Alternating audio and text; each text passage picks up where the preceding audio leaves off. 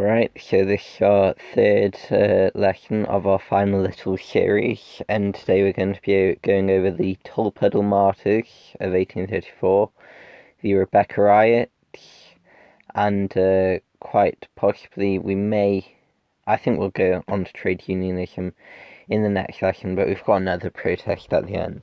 So, trade unionism was still finding its feet during this period, but the case of the Tolpuddle Martyrs and Robert Owen's GNCTU, the Grand National Consolidated Trade Union, are very important as they demonstrate the difference between old trade unions and the new model unions in the 1850s. 6 Dorsetshire labourers set up a branch of the GNCTU, and they were arrested for swearing an illegal oath during an initiation ceremony.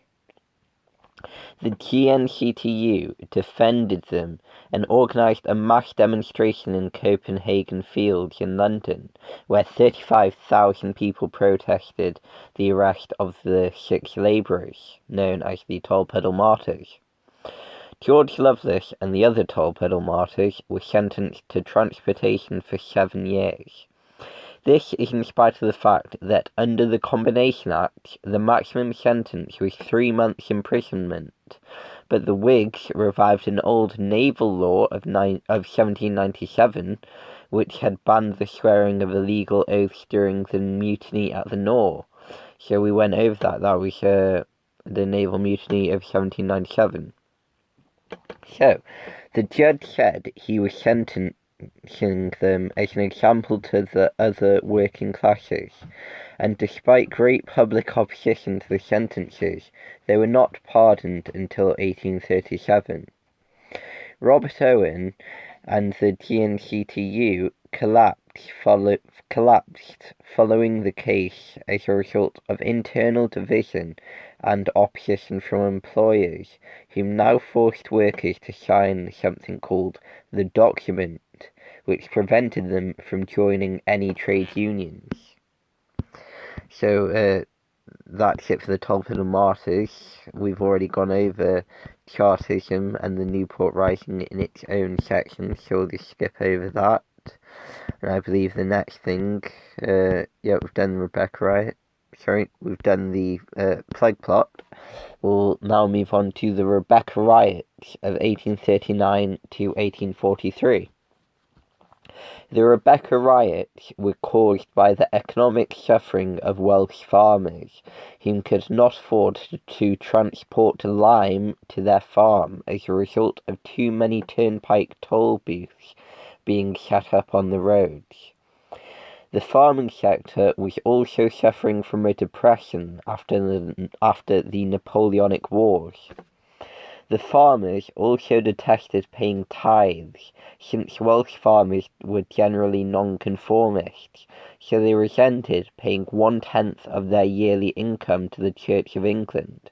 Also, the fact that the Tithe Commutation Act of 1836 required the tithes to be paid in cash instead of grain worsened the economic situation of the farmers. The farmers also had grievances with the Poor Law Amendment Act of 1834, which stipulated poor relief would be received in the form of the workhouse, instead of money paid by the local parish, and the bastardy clause of this act forced unmarried women to seek relief in the workhouse. During this period, a number of turnpike trusts were set up to build new roads and repair old ones, and they covered their costs by charging road users at toll booths. This made it very expensive for farmers to transport lime, as turnpike trusts built lots of these toll booths to maximise profits. For example, Thomas Bullen's Whitland Trust built a lot, and as a result, they were smashed very frequently. In response, the farmers adopted a strategy of dressing up in women's clothing and smashing these toll booths in the middle of the night. They did this very theatrically, referencing Rebecca and her daughters from the Bible, and it was generally a light-hearted event. These kinds of disturbances were characteristic of the movement in its early days, when the tenant farmers were in control of the riots.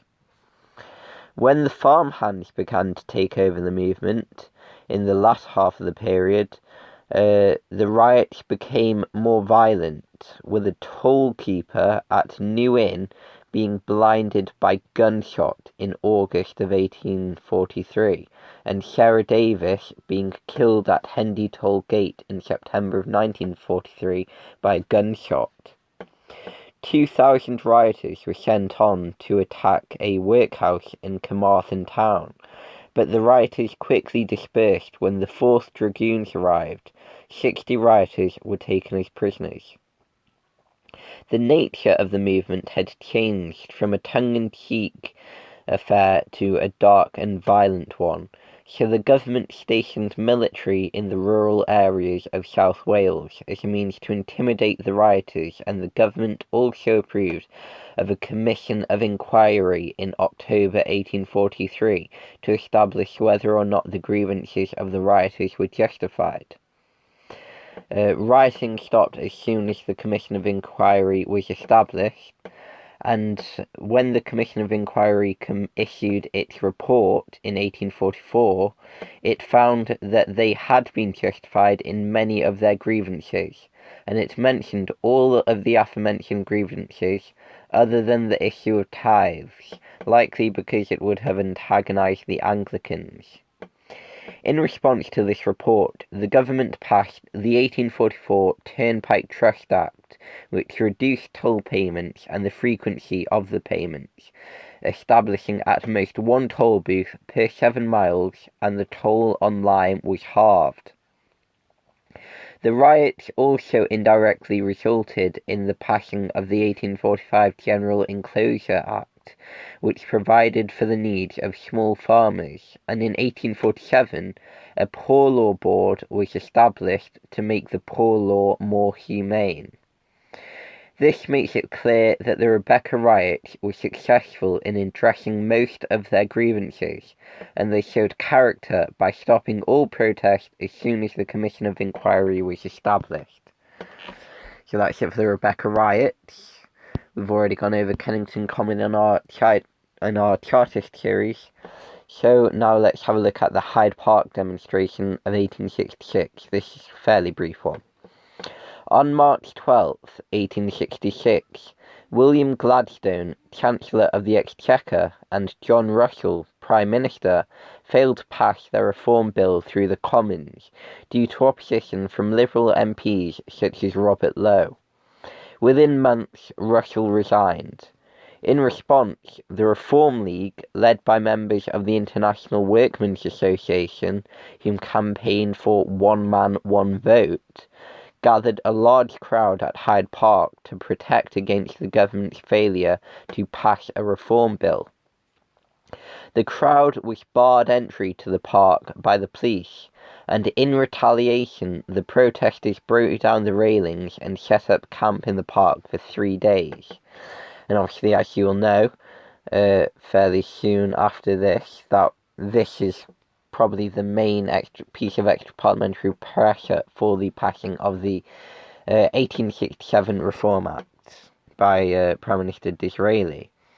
So that's it for this lesson. Next lesson we'll be going on to trade unionism and some other events at the tail end of the period.